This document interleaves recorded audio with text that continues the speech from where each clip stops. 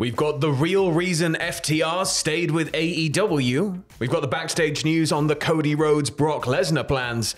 And WWE have filed some bizarre new trademarks. Stay tuned for all the deets.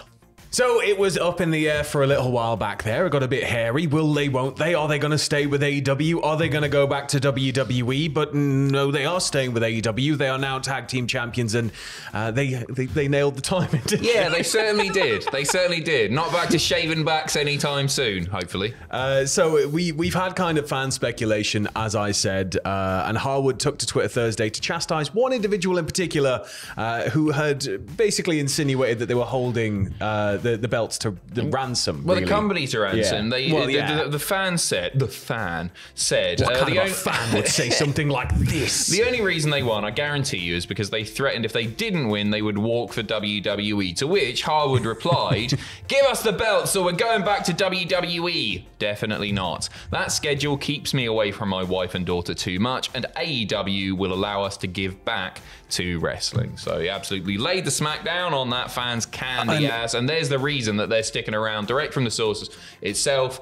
WWE schedule a bit too much. Do you reckon they had a bit of a cheers when the news broke about WWE? Man, completely. Like, imagine like being re-signed, one of Triple H's re-signings. Like you come back to the company and everything is potentially, maybe it won't be, right? Yeah, but we just gotta wait. He's gonna talk tonight, and we're gonna see what happens. But he's not gonna say anything. Yeah, on the point of WWE, there was a bit of a weird thing after Mania. We had Raw, we had Cody, and we had Brock Lesnar involved with Cody, and it all kind of went off the rails. Cody ended up going through an announce table. It was tag team match main event. It was going to be Brock and Cody teaming together. Brock's first match on Raw in over 20 years. They're going to be taking on the team of Roman Reigns and Solo.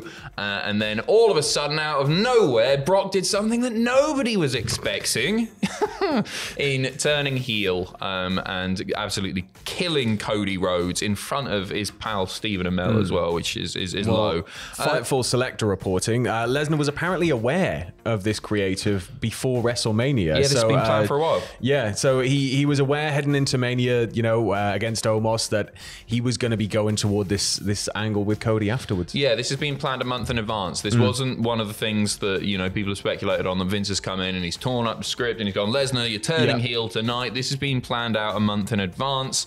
I think a lot of people have been saying, I've seen this all over the place, that Cody hasn't faced enough adversity and that the story hasn't ended yet. He will finish the story, but it's going to be a few months down the line, right? Yeah. He's going to beat Roman. I'm not sure on that.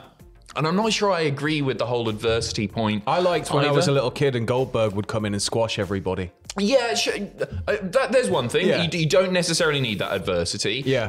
But the people who are saying that, I think, are missing the fact that the adversity that Cody faced hasn't been in WWE this time around with regards to opponents. Yeah. It's been his career struggle within WWE as a whole. The fact that he had to go away, that's his story. prove himself as on the indies.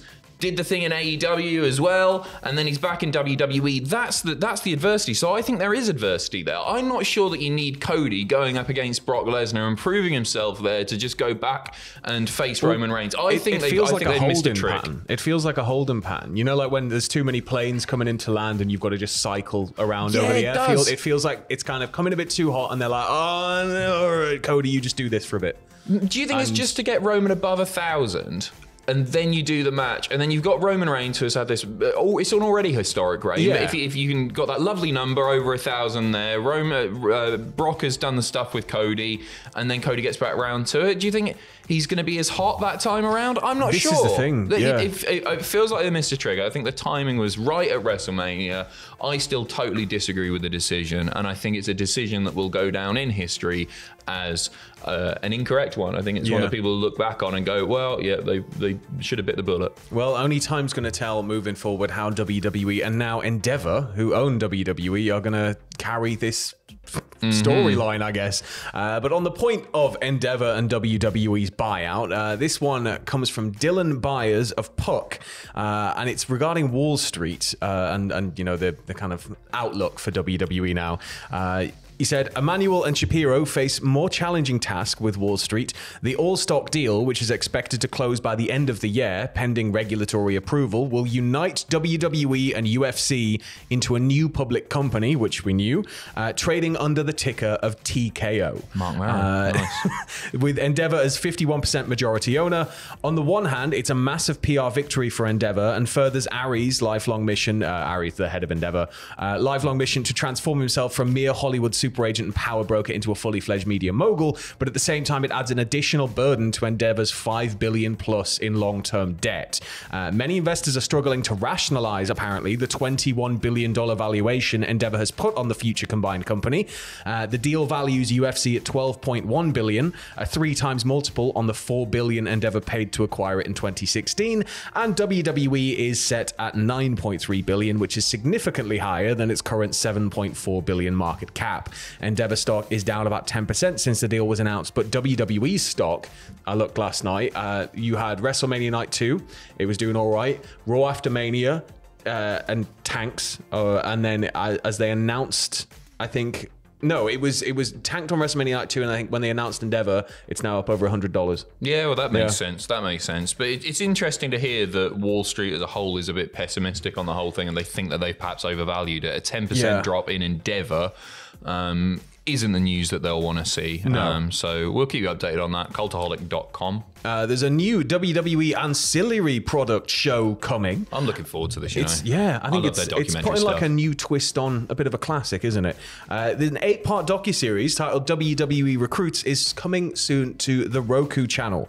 The premise of the series will follow new potential WWE talents as they try out and attempt to be signed by the company, and then go on a journey to become WWE superstars. John Cena will appear and executive produce the series, which is class, with appearances expected from Triple H, Bianca Belair, HBK, Big E, Ric Flair, and probably many more. It feels like this is going to combine elements of shows like, Kardashian-esque, we're just going to follow people around their day-to-day lifestyle, style documentary product with Tough Enough. Yeah, agreed. And I quite like the idea of that, because Tough Enough was always, very... It was just quite aggressive, wasn't it? It was very hyper-focused on, the in-ring side of it and surviving and how hard it is being a wrestler. But you didn't really see much of the actual tough aspect of being a wrestler, independent talents smacked in the face by Bob Holly. That's one aspect of it. But then you've got the late night drives. You've got, going and working show after show after show for not enough money. You're going, all these different adversities potential wrestling recruits face before they get to, a major mega contract somewhere like WWE. I think it's going to be a worthwhile story to tell. I agree. I think like Tough Enough, it was really focused on the stuff that happens in the ring. But if this covers all the stuff that happens away from the ring, maybe some of the backstage politics stuff, all that sort of stuff, I think that could make it really interesting. It'd be interesting to see John Cena not just be in it, but exec produce the whole thing, and some big names involved as well. Getting some office credits there, John. Get on IMDb. We're finishing off with news of WWE registering a couple of new trademarks. What are they, Adam? WWE have filed for 3 new trademarks here. They're listed under entertainment services, merchandise, toys, and more. The fact that they're listed under entertainment services, the class that they're in, it looks like it's going to be names for superstars or stables, factions, something like that. These are probably going to be people you see on screen in some way. These are pretty nuts, right? The first one, Pantheon. Yeah, I can see that. Works for like a heel stable. Pantheon, it's not bad. That's the best of a bad bunch. It sounds big. It sounds intimidating. Pantheon. Pantheon. What does it mean? I think it's sort of like the summit of Mount Olympus, like the top level. Pantheon. The Pantheon of the you have gods. reached the Pantheon. Yeah, like you are like all-timer. Gotcha. Triumph. The dog puppet. Who's that? Triumph the insult dog? Was that it? Yeah. Was that thing? Yeah, was that MTV? Yeah, it was like a weird little gonzo puppet thing. Yeah, fantastic. It'd be good to see him. This is the really bad one, right? Gruesome twosome. See. What does that mean? It's always the gruesome twosome. It's quite Vincey. It's quite Vincey. Yeah, just a little bit. I could see it working for maybe a more tongue-in-cheek character like Shotzi, maybe. Just her on her own? No, like... You know what I mean? Like it's Shotzi, the gruesome twosome. It's the type of thing where, like, Shotzi seems to be, you know, into horror and into kind of like alt weird things. It could kind of maybe work if you made a stable or a tag team out of two kind of alternative people, but at the same time, it's sort of, it is just kind of crap, isn't it? Gruesome twosome. It could be a comedy tag team, and we could all be about to get played. Maybe. Yeah. Fingers crossed. So keep an eye out. I would assume on NXT for Pantheon, Triumph, Raw, and the gruesome SmackDown twosome tonight. The gruesome twosome making their big debut, featuring Shotzi and Omos. Why not? Yeah, why not? Why not? That's it from us, isn't it? A tank and that height. I just clocked your T-shirt there. That's magnificent. Thank you. Hell of a wrestler. Yeah.